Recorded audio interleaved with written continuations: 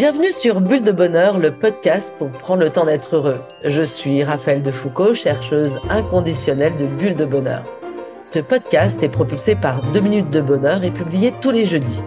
Aujourd'hui, nous vous proposons notre numéro 184 et nous accueillons cette semaine Céline Michelot. Bonjour Céline. Bonjour Raphaël, merci de m'avoir invité sur le podcast. Je suis ravie d'être là. Eh bien écoute, nous aussi on est très heureux de t'accueillir. Alors, une petite interview qui va être sous le domaine de la nature, du bien-être, de la compréhension de qui nous sommes, nous, les femmes. Céline, tu as plein de casquettes et c'est ça que je trouve passionnant. Tu es entrepreneur du web, tu es consultante et formatrice en stratégie digitale et éditoriale et tu as développé une expertise aussi autour du cycle féminin. Tu as compris les différentes énergies de ton cycle menstruel et tu les as d'abord utilisées pour organiser ta vie, ton travail et en particulier pour la création de contenu. Alors, je trouve ça vraiment passionnant. On va d'ailleurs certainement en parler.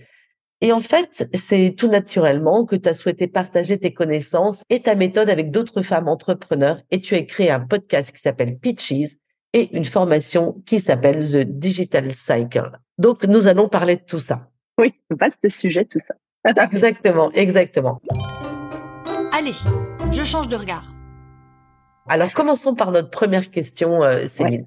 Qu'est-ce qui te rend heureuse dans ton quotidien? Alors, dans mon quotidien, j'ai envie de te dire qu'il y a deux grandes choses qui me rendent heureuse. Finalement, si je réfléchis bien, c'est quand même de la liberté que j'ai. Je crois d'ailleurs que le fait d'être indépendante, c'est ça qui motive beaucoup de gens à l'être.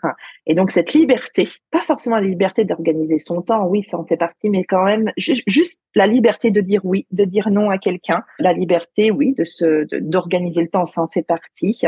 Aussi cette liberté de travailler avec des entrepreneurs, moi, que j'aime accompagner, avec qui j'aime discuter, avec qui j'aime échanger. La liberté de nos pensées, de prendre en compte ce qu'on ne connaît pas, de découvrir de nouveaux domaines. Ça, c'est vraiment une richesse au quotidien. Je pense qu'on n'a pas dans un travail salarié, et donc c'est ça que j'apprécie vraiment dans mon quotidien. Et bien sûr, en plus, cette autre chose très importante, eh bien, c'est d'avoir le temps pour mes enfants, dans le sens où je passe pas forcément beaucoup de temps. Je joue pas forcément beaucoup de temps avec eux tous les jours, comme quand ils étaient petits. Ils sont pas grands, mais ils sont pas tout petits non plus. Mais quand même, savoir, eux, ils sont heureux de savoir qu'ils peuvent rentrer à la maison à la fin de l'école sans aller à la garderie. Pour eux, c'est un grand bonheur de pas aller au centre pendant les vacances. Et moi, donc, de pouvoir travailler en sachant qu'ils sont là à la maison, en faisant les activités qu'ils veulent. Et ça, c'est une autre forme de liberté. Et voilà, ça me rend heureuse. J'ai quelque part voulu et créer ce bonheur. Et c'est un choix que tout le monde ne fait pas, ou que tout le monde ne veut pas, ou ne peut pas faire. Mais en tout cas, c'est le mien. Et voilà, donc du coup, il y a toute cette liberté autour de moi et de mon cycle qui peut se mettre en place naturellement. Et du coup, en fait, tu prends vraiment soin d'essayer d'équilibrer ta vie personnelle et ta vie professionnelle. Et justement, ce système que tu as trouvé et cette liberté que tu as pu te Ouais. donner te permet d'avoir réussi à tout allier. Ouais, tout à fait. Parce que aujourd'hui, ça devient naturel et sans, je veux dire, j'y réfléchis plus trop. Alors des fois, il y a des couacs, évidemment. Il y a rien de parfait, il y a rien de lisse. Il y a même pas parfois, il y a régulièrement des couacs. Faut pas se mentir. Mais par contre, c'est quand même un équilibre, moi en tout cas, qui me convient. Faut bien se le dire, qui est très lié effectivement au cycle et à mon cycle. Et je prends soin de mettre les choses qu'il faut au bon moment du cycle, justement pour que tout le monde soit satisfait, moi en premier, parce que si moi je suis pas satisfaite, ça va être compliqué de satisfaire le reste des gens avec qui ou je travaille ou avec qui je vis. Donc oui, le cycle quelque part est le fondement, la base qui va me permettre de tout diffuser et de jouer avec ma liberté. D'accord. Donc, en fait, si je comprends bien, tu prends soin de toi. En Ouais. fait, tu t'écoutes et en fonction de là où t'en es, parce que bon, comme on le sait tout, hein, le cycle féminin, c'est les hormones qui font des vagues quelque Oui, part. Et du coup, en fait, et donc qui influencent notre état d'esprit et ou notre manière d'être, la manière dont on se sent dans son corps. Et de ce fait-là, le fait de t'écouter et d'écouter ces moments-là, tu adaptes ton activité en fonction de ces moments-là. Tu peux nous donner exactement. quelques exemples? Alors déjà, l'écoute de soi et l'écoute du corps, c'est absolument la base et ça prend 0 temps dans son planning pour le faire.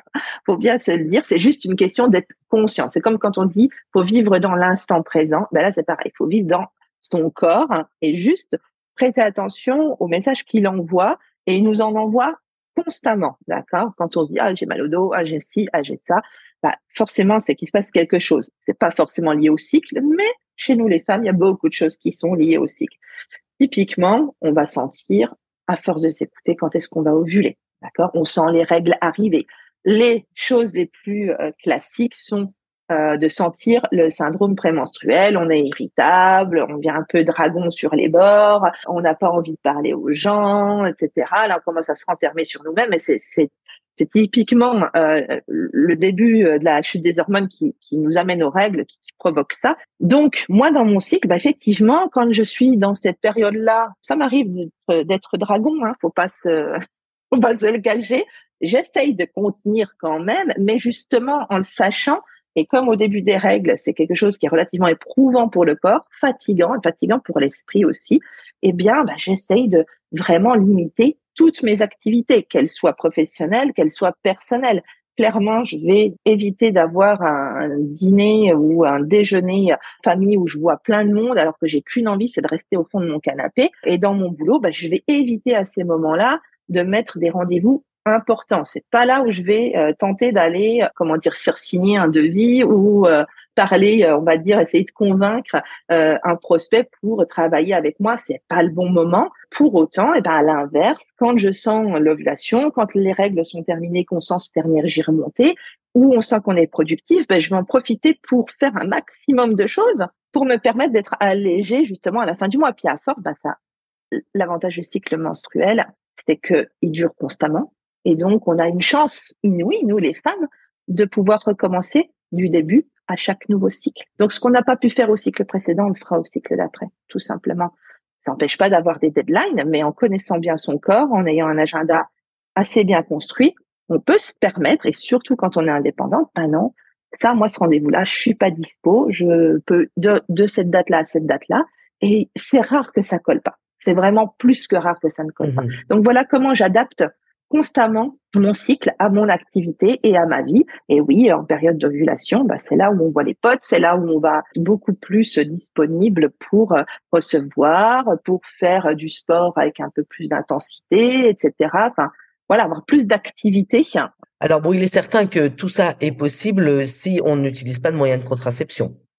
Oui, alors, c'est vrai que le moyen de contraception hormonale, j'entends, effectivement, va un peu flouter toutes ces données-là, parce que tout le but du moyen de contraception hormonale, c'est d'effacer le cycle, d'accord, pour en créer un artificiel. Donc, les hormones sont complètement, sous l'emprise de la contraception. Donc, on peut pas ressentir toutes ces choses-là de la même manière. Pour autant, c'est vrai qu'on conseille, et on peut se dire, c'est valable aussi pour les femmes qui sont en ménopause, pour celles qui sont enceintes, du moment où on est sous un cycle menstruel normal et naturel, eh bien à ce moment-là, on va souvent se référer à la lune, parce que la lune, elle a un cycle identique au cycle menstruel. Parce que la lune aussi a un cycle. D'ailleurs, la lune régit notre Terre, d'accord. Ces marées, avec les agriculteurs, font beaucoup de choses en fonction des cycles de la lune, d'accord. Donc notre corps, nous sommes les femmes, des êtres naturels cycliques. Notre corps a un lien finalement. On peut le comparer. Le cycle menstruel peut être comparé au cycle lunaire. Et d'ailleurs, c'est comme ça que dans le temps, d'accord, il y a très longtemps, les femmes savaient quand est-ce qu'elles allaient avoir leurs règles.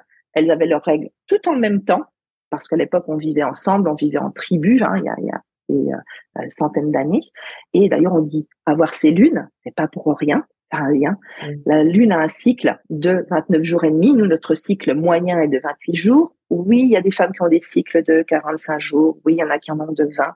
Effectivement, mais globalement, en moyenne, il est de 28 jours. Et donc, il est vraiment en adéquation avec la lune. Et dans le temps, quand elles surveillaient les femmes la lune, eh bien, souvent, elles avaient leurs règles à la nouvelle lune et elles ovulaient à la pleine lune. Alors aujourd'hui, tout est déréglé, il y a plus très peu de femmes qui sont liées à la lune comme ça.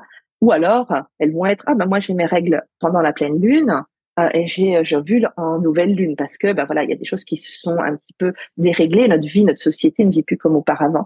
Mais en tout cas, la lune a ce cycle-là. Normalement, ça va avec la nouvelle lune, les règles, la pleine lune, l'ovulation. Entre les deux, on a, pareil, la lune montante, ça va être la phase folliculaire. Et la lune descendante, ça va être la phase lutéale avec le fameux syndrome prémenstruel où on se prépare de nouveau à avoir nos règles en nouvelle lune. Donc, pour celles qui ne sont, pour en répondre à la question, qui ne sont pas réglées de manière naturelle ou qui ne sont pas réglées tout court, effectivement, on va proposer d'essayer de se connecter au cycle lunaire en l'observant. En plus, aujourd'hui, c'est très facile. C'est pas pour rien que dans les calendriers, il y a le cycle lunaire qui apparaît partout. D'accord, on l'a même dans Google Agenda. Donc, d'accord, c'est pas difficile de suivre ce cycle-là.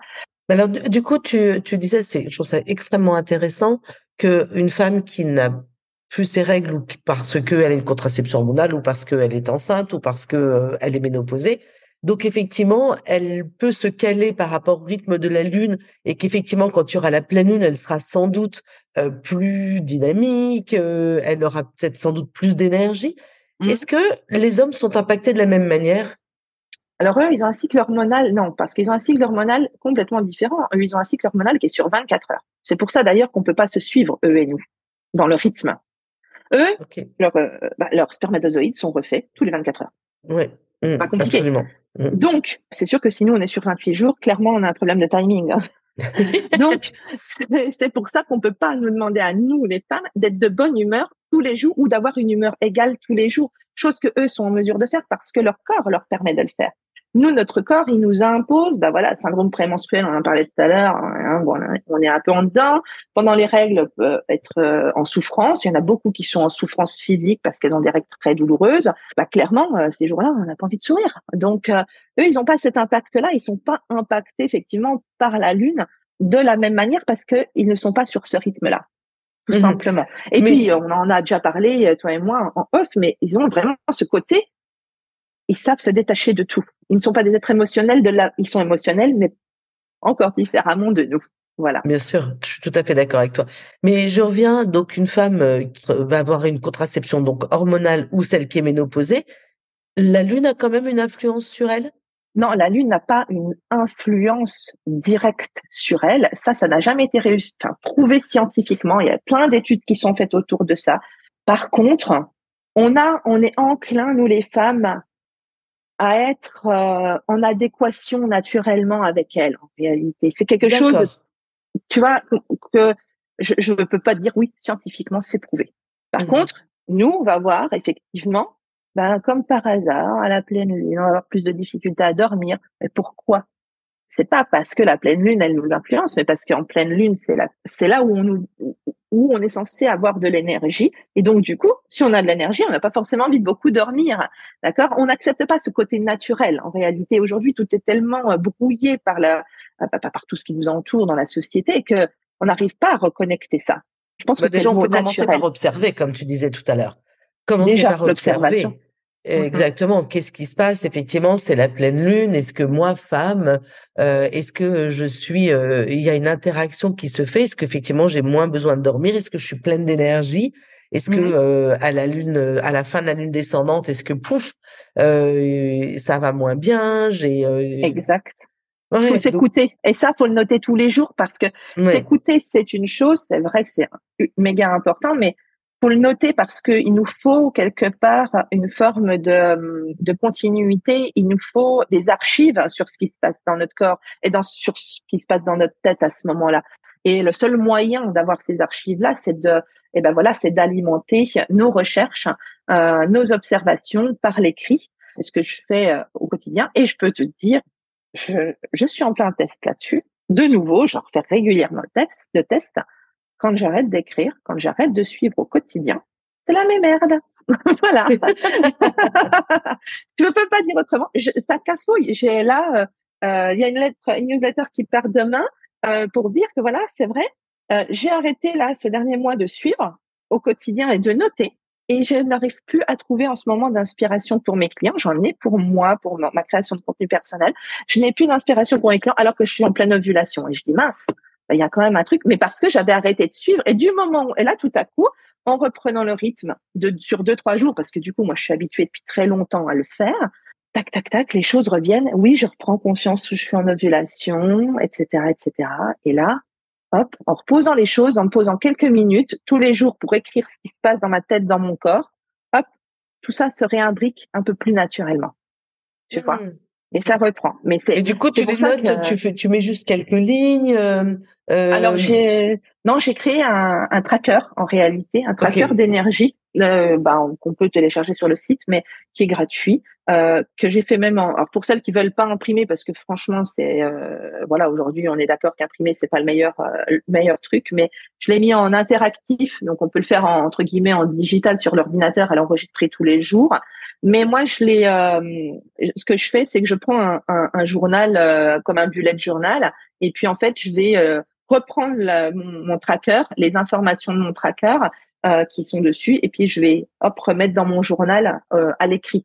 J'aime bien aussi le côté écrit. Pourquoi? Parce que quand on écrit sur le papier avec le crayon, on a une connexion à l'esprit qui est différente du clavier. Complètement. Ça, c'est largement prouvé, ça, c'est clair. Rappelle-nous ton cycle sur ton cycle. Excuse-moi. Rappelle-nous le nom de ton site. Alors, le site, c'est peaches.fr. Peaches. Alors, c'est Peachies. Ok, .fr. Voilà. Comme ça, que toutes nos auditrices pourront aller se jeter sur Peaches pour aller chercher leur petit tracker. Oui, si elles veulent, sans problème. Passons à notre deuxième question, Céline. Une valeur humaine qui te rend heureuse? Moi, la valeur qui me rend heureuse, c'est la générosité ou l'altruisme, même si on veut, dans les deux sens. C'est-à-dire que pour moi, donner, offrir, c'est pas forcément monétaire, c'est pas forcément matériel, mais juste donner du temps, juste donner de l'attention, rendre quelqu'un heureux, et aussi recevoir, ça fait du bien. C'est c'est vraiment quelque chose que j'apprécie chez les gens, quand les personnes sont naturellement généreuses. Et pour moi, c'est indispensable au bonheur, parce qu'on sans ça, on est seul. Si on n'est pas capable de donner ni de recevoir, qu'est-ce qui se passe? Pas grand-chose. Voilà. Tout à fait. Donner, recevoir, accueillir. Oui. Aussi. Et je trouve important de pas tomber dans l'exigence, dans l'attente, qui en fait devient une forme d'exigence, et véritablement être dans cet accueil, et combien c'est bon, hein, c'est sûr. Accepter de recevoir, accueillir, et puis donner sans arrière-pensée. Enfin, je veux dire, faire ça de manière purement naturelle et instinctive. Et c'est quelque part une qualité que presque toutes les femmes ont en elles, parce que c'est une des qualités premières des mamans, et même celles qui ne le sont pas, ou qui ne le seront pas, et qui n'ont pas envie de l'être. Mais ça fait partie. On est faite pour ça au départ. Ne serait-ce que déjà de pouvoir enfanter, porter un enfant, c'est donc notre corps est fait pour déjà donner. Qu'on le veuille ou non, il est fait pour ça. Et quand un enfant arrive, qu'est-ce qu'on fait en tant que mère? On ne fait que donner de l'amour, on ne fait que vouloir protéger, on donne toute la vie de l'enfant. Donc ça fait partie de nous, s'occuper d'eux, être généreux. Et donc aussi, on reçoit cet amour de l'enfant. Eux, c'est pareil, les enfants, ils vont nous rendre cet amour au centuple, sans s'en rendre compte. Et c'est peut-être pour ça aussi, je pense que la générosité, c'est indispensable à notre bonheur, une des belles qualités. Non, je trouve ça merveilleux, et puis merveilleux de t'entendre montrer combien en fait la femme telle qu'elle est conçue, telle que la nature l'a faite, en fait d'en tirer le maximum de ce qu'il est capable de donner, tout son potentiel en fait. Et ça, je trouve que c'est merveilleux, tout ce que le corps apporte et libère un énorme potentiel, et c'est important de vivre avec ça, parce que ne pas vivre avec ça, c'est se nier en fin de compte. Complètement. Ah oui, non, mais je pense qu'il faut juste accepter, voilà, notre corps, il est fait de cette manière-là. Point. Enfin, c'est juste purement physique. Oui. Physiologique. Physique, c'est la physiologie. Je vais chercher le mot, merci. Physiologique, voilà. Après, qu'on se sente, qu'on ne se sente pas dans ce corps-là, mais malgré tout, il est fait pour ça. Là, la nature a, créé l'utérus pour pouvoir recevoir et créer la vie à l'intérieur. Et donc déjà là, qu'on le veuille ou non, notre corps va nourrir. Il va donc déjà il va être généreux lui-même, que l'on y réfléchisse ou pas. Un enfant va grandir, il n'y a pas besoin de plan d'action, hein. On fait rien, tout se passe naturellement, on touche à rien, on laisse faire. Pas toujours agréable, il y a des grossesses plus ou moins heureuses, on va dire, dans les sensations, mais en tout cas, notre corps, lui, il sait, il connaît le chemin.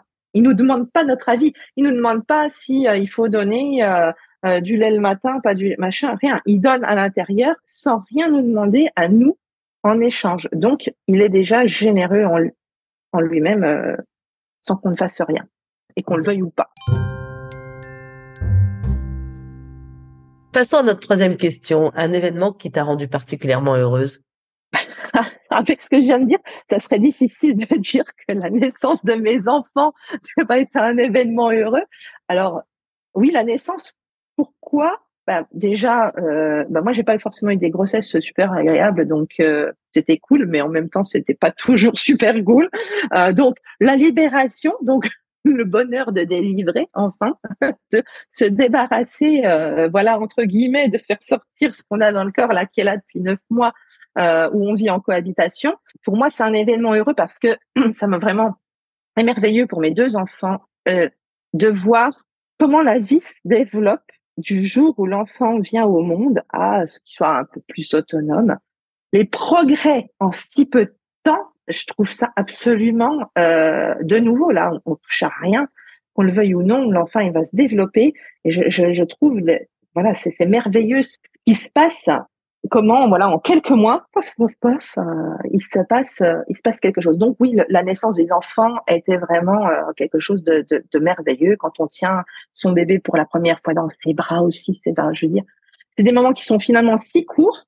Quand on a eu plusieurs enfants et qu'on sait qu'on veut plus en avoir ou qu'on n'en aura plus, c'est quand même finalement une goutte d'eau en termes de temps dans l'immensité de notre vie, qui pourtant reste courte à l'échelle de l'univers.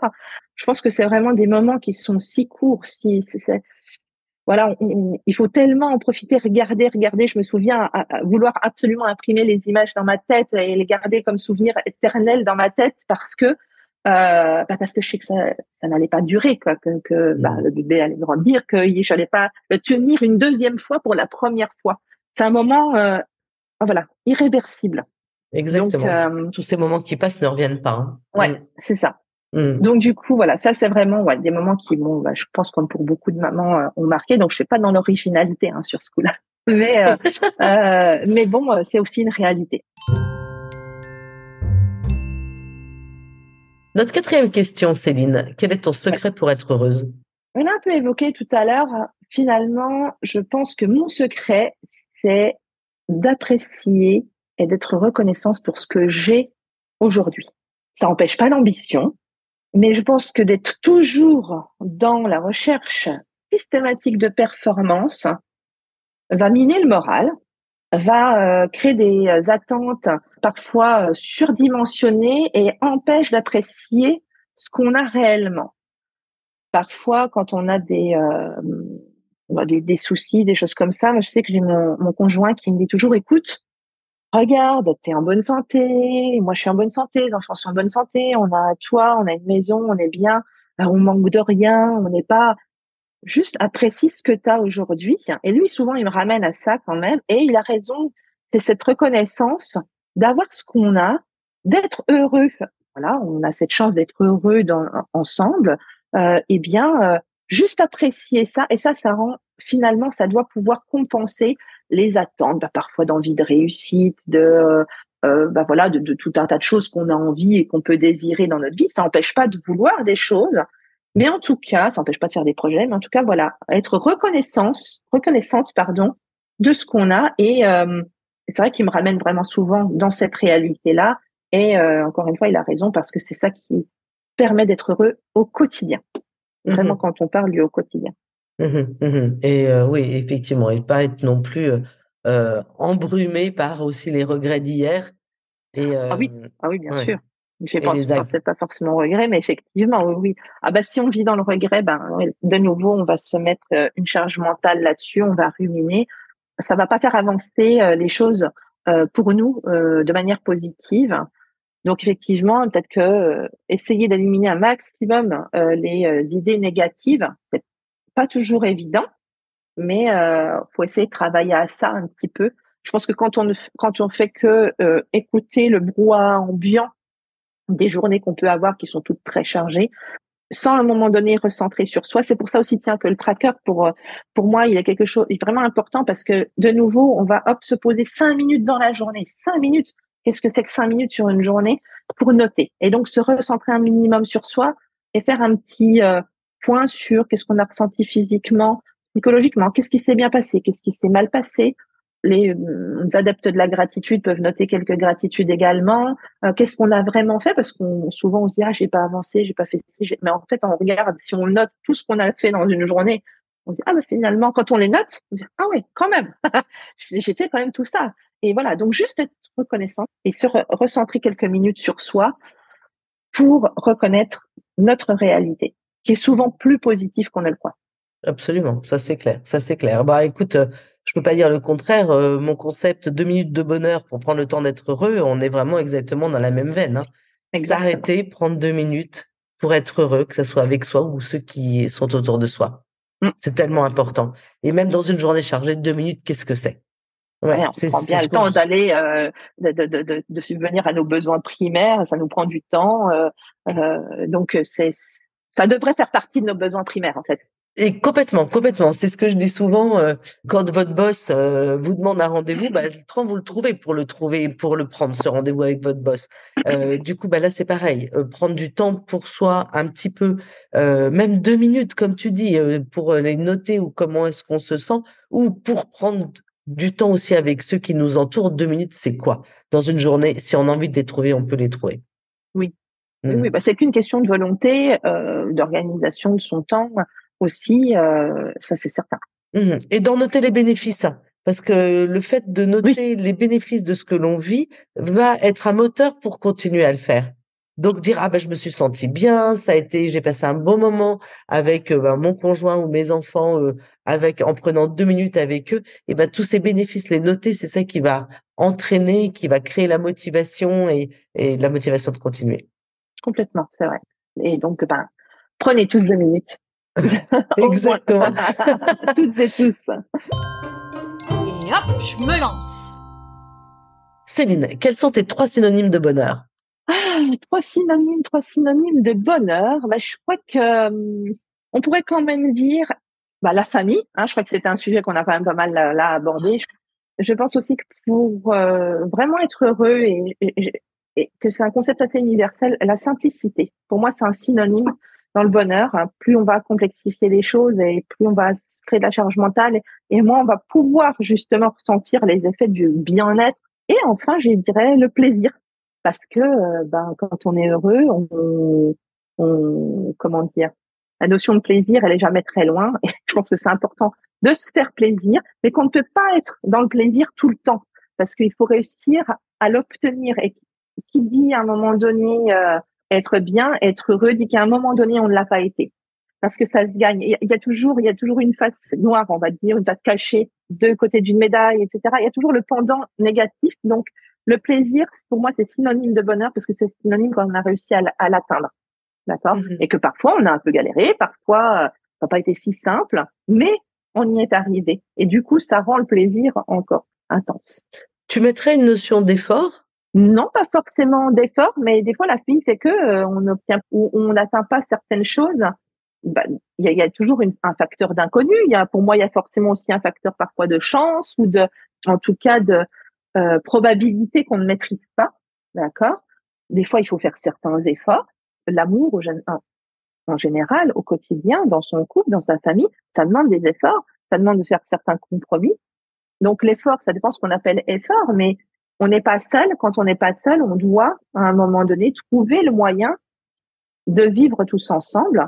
Donc, petit à petit, notre personnalité aussi, elle change. Je pense que quand on arrive à 40 ans, on n'a pas la même mentalité que quand on en avait 20. Et ça s'appelle aussi la vie. Et on se façonne comme ça. Et oui, parfois, il faut faire un peu d'effort, un peu de compromis pour pouvoir accepter et arriver à une forme de bonheur, en tout cas qui est la nôtre, et de plaisir. Et donc, justement, ressentir ce plaisir-là.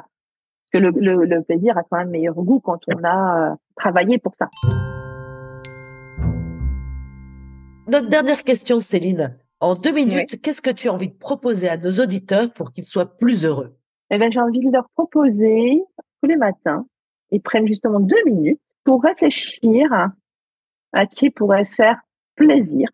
Juste le simple, pour avoir juste comme retour, pas qu'on leur fasse plaisir en retour, mais juste voir peut-être des yeux s'illuminer, un sourire, un merci, parce qu'on sait qu'on aura fait plaisir à quelqu'un, qu'on aura rendu quelqu'un heureux, mais même dans une toute petite action minuscule. Et je pense que ça, rendre quelqu'un heureux, je veux dire, je vois personne me dire, ah non, moi, ça me rend pas heureux parce que j'ai rendu quelqu'un heureux. Ça fait du bien. Encore une fois, on est dans le don et dans la générosité. Mettre tout son cœur pour rendre quelqu'un heureux sur des toutes petites actions du quotidien, soulager d'une petite tâche son conjoint, proposer un coup de main à un collègue, j'en sais rien, quelque chose, n'importe quoi, quelque chose de très simple. Et ben voilà, je pense que ça peut, si tous les jours, on peut prendre 2 minutes pour réfléchir à comment on peut faire plaisir à quelqu'un de manière très simple dans une journée, je pense que ça peut contribuer à notre bonheur. Clairement, c'est très chouette. Alors, c'est la fin de notre interview et on a une petite tradition, un Bulle de bonheur, c'est qu'on termine avec une petite mousse, parce qu'on est un peu des épicuriens aussi. Et la petite mousse, c'est donc une citation. Écoute, j'en ai choisi une, je trouve, qui est très belle et qui va bien avec tout ce qu'on a pu échanger, qui est de Jacques Salomé, et qui dit « Quand l'amour et la tendresse se partagent dans l'abandon et la confiance, ils peuvent s'agrandir jusqu'au rire du soleil. » Ça résume plutôt pas mal, hein. On est bien d'accord. Oui, comme quoi, non, mais c'était écrit comme ça. Exactement. Non, mais voilà, je pense que on est dans le vrai, on est dans le juste là. Merci en tous les cas, Céline. Entre le rire du soleil et puis la lune qui tourne, faisons aussi attention à la nature qui est autour de nous et puis attention du coup à nous dans le sens prendre soin, dans le sens attention, dans le sens du prendre soin, que ça c'est de nous et de notre nature, de ce que nous sommes et de toutes ces richesses qu'il peut y avoir en nous. Merci beaucoup, Céline. Merci à toi aussi. Merci beaucoup à toi, Raphaël, de m'avoir invité. Franchement, j'étais ravie de pouvoir échanger j'espère que ça aura insufflé quelques petites étincelles d'avoir envie d'être heureux auprès de tes auditeurs. Oui, absolument. Et puis, écoute, à très bientôt à très bientôt. Merci encore. Avec Bulle de bonheur, prenez le temps d'être heureux. Merci pour votre écoute. Si vous avez aimé, dites-le nous avec 5 étoiles. Laissez vos commentaires et envoyez des bulles de bonheur à vos amis et partagez ce podcast. Inscrivez-vous à la newsletter en allant sur notre site 2 minutes de bonheur pour être notifié des prochains épisodes. C'est aussi très facile de nous trouver sur les réseaux sociaux, Facebook et Instagram. Il suffit de chercher 2 minutes de bonheur. Bulle de bonheur est propulsé par 2 minutes de bonheur, des outils pour créer du lien et prendre le temps d'être heureux.